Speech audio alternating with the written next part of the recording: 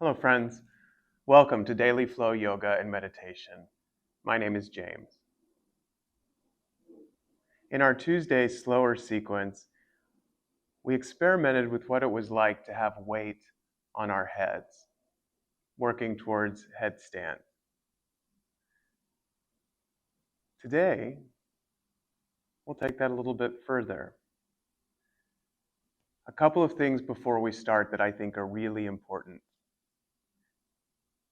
You're more than welcome to take your mat close to a wall if you feel a little more secure there. However, know that it is never appropriate to push into a headstand. Sometimes our egos get involved and we just want to muscle those legs up over our head. Because your head is on the floor, the cervical spine is comprised of very small bones. So it's very easy if you push off suddenly to have a lot of weight on your head, the full weight of your body on those small little bones. So we really want to take our time. What that means is that for some of us, we won't get up right away into our headstand. That's okay. You can lead a very full and rich life, never ever actually floating your feet up above your head. You can always prepare for it and accept and embrace that truly, in this case, the journey is the destination. So with that in mind, we'll start with a little bit of a spinal warm-up, similar to what we did the other day. Make your way onto all fours. Starting with your cat and cow, make sure those wrist creases are parallel to the top edge of the mat. Grip the floor with your knuckles, your top knuckles, and use the inhales to pull the heart forward, lift the tailbone. Use the exhales to tuck the tailbone and round the spine. Inhales, pull the chest forward. Exhales, find your cat shape, that scary Halloween cat. One more, inhale. Exhale. We'll do a few twists. Inhale, float the right arm high to sky. Exhale, thread the needle. Now that left hand can crawl forward, but the left hand can float up and maybe catch the right hip crease. Use that left hand to pull the right hip over as you press the back of the right hand down, deepening the twist. Inhale. Exhale, untangle all of that, and inhale, come back up, bring the right hand high to sky. Exhale, set it down. Inhale, floats the left arm up. Exhale, takes the twist. Bring that left ear down to the mat. Maybe you crawl the right hand forward. Maybe you float it around behind. It catches the left hip crease. If that's not happening for you, you can also keep it just in the small of the back.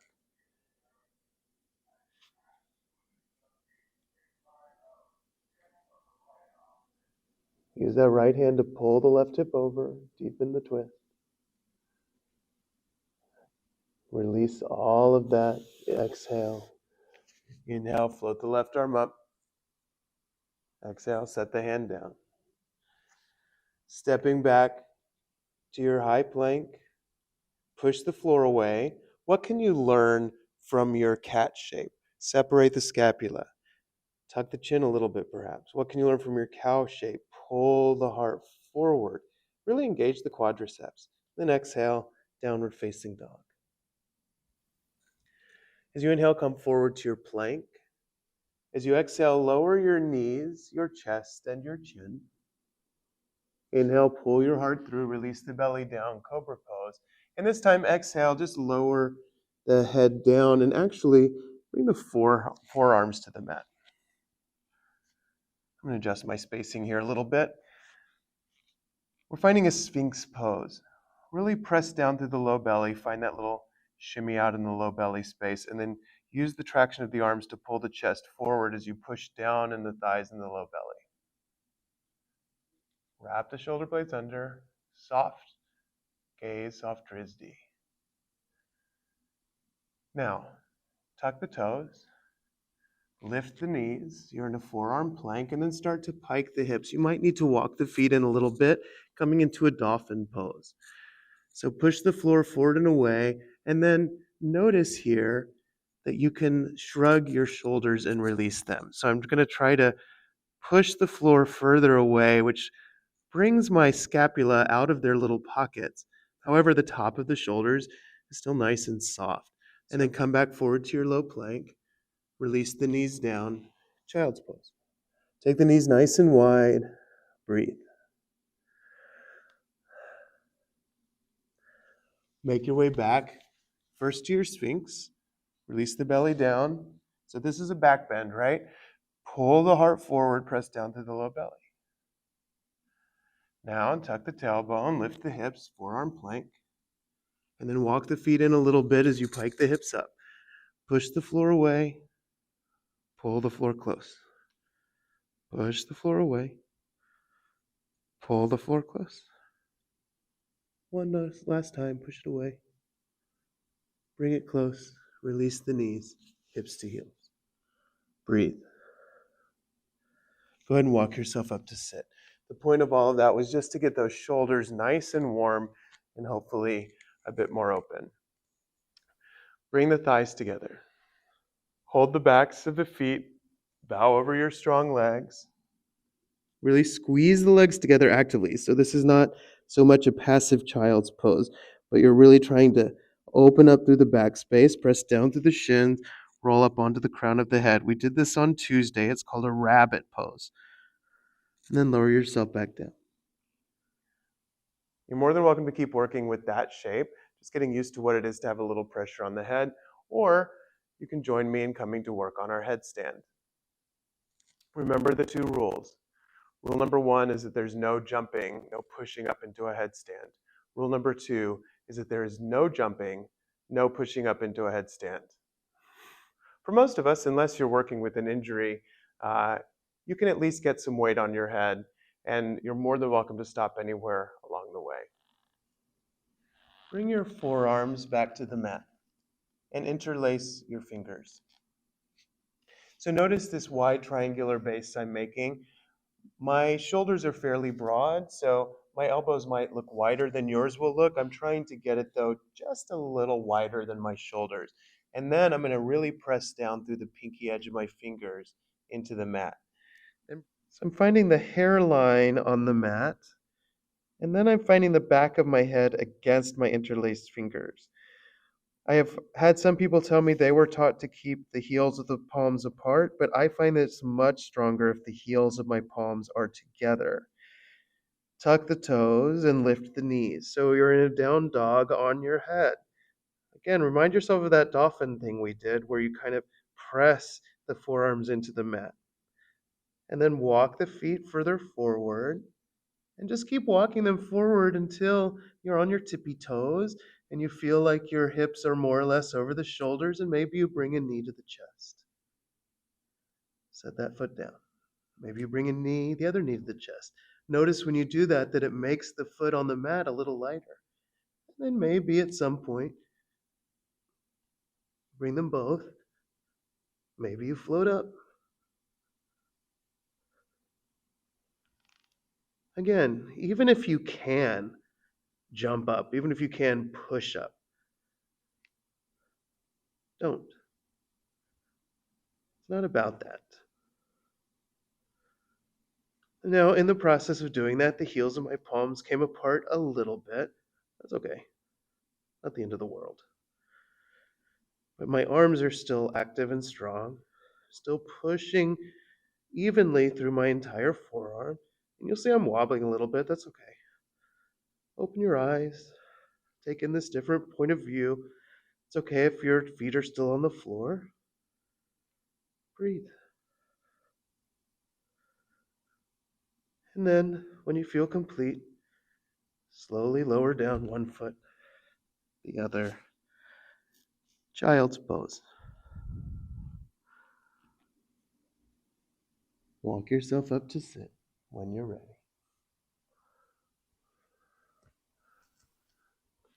Put your hat back on if you'd like.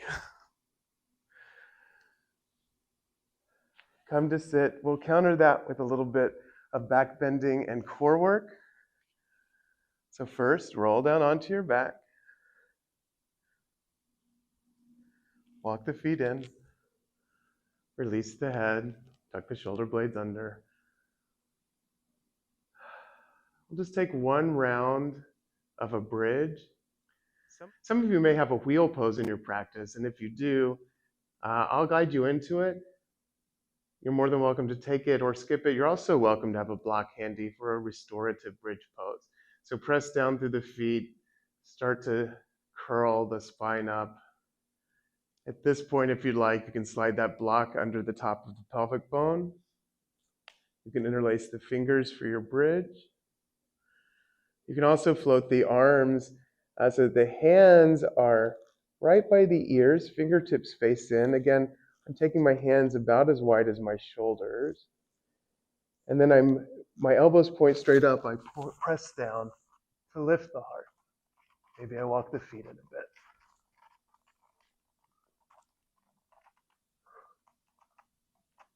Inhale.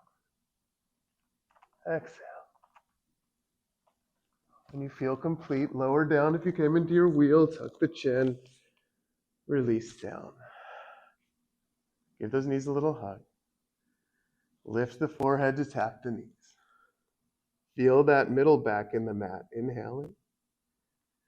And as you exhale, hover the knees over the hips. Float the fingertips forward. We did this sequence on Tuesday.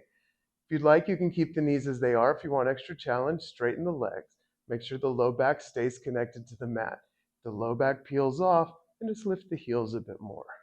Inhale, float the arms by your ears. Exhale, make your snow angel sweep out. Inhale, lengthen. Exhale, around. Inhale, lengthen. Exhale, hug the knees in. Make little circles. Rock yourself up to sit. Cross over the shins. Setting up for a pigeon. You're more than welcome to take our supine pigeon that we often take on the back, or setting up here, I'm going to bring my right knee to my right wrist, walk the left foot back. You can also cushion up the right hip if that feels far away, bowing over the right thigh. 3 breaths, inhaling. Exhaling. Inhale. Exhale, 2. Inhale. Exhale, 3. As you inhale, walk yourself up to sit. Release the right hip to the mat and swing the left foot around. Hooking the left foot outside the right thigh. Make sure you feel those sits bones on the mat. Sit up nice and tall as you inhale. Float that right arm up. And exhale, take your twist. Hook the right elbow outside the left knee. Use the left hand behind you to make yourself taller. Wrap the right shoulder blade under. All the things. Breathe. And then come on back to center. And if you rock forward, you'll notice your left knee is already right there, set up for your pigeon shape. Walk the right leg back. I'm trying to get my left thigh parallel to the left edge of the mat. From here, some of you may be able to take the left shin parallel to the front edge of the mat, but this is a little more important because we're focused on that hip. Feel the nice proud chest, and then bow over your left leg. Stop anywhere along the way you need to. Cushion up if you need to. Inhale. Exhale. Inhale. Exhale. Inhale. Exhale. As you inhale, start walking yourself up. Release the left hip to the mat and swing the right foot around. Hook the right foot outside the left thigh. Find your grounding of your sits bones. Inhale, lift your left arm high. Exhale, hook the left elbow outside the right knee. Sit up nice and tall. Wrap the left shoulder blade under. Guide the heart. Inhale. Exhale. Inhale. Exhale. Last round, inhaling. Exhaling. Release all of that. Plant your feet. Roll down onto your spine. Finding your rest, your Shavasana.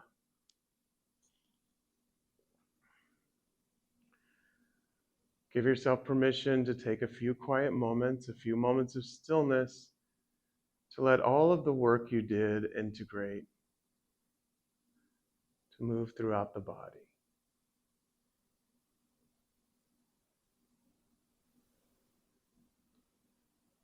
If you have a bit more time, I encourage you to take it. Otherwise, start to wake yourself up, walk those feet in, roll onto your favorite side, and come to sit.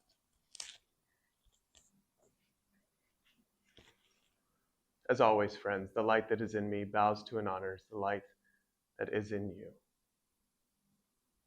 Namaste.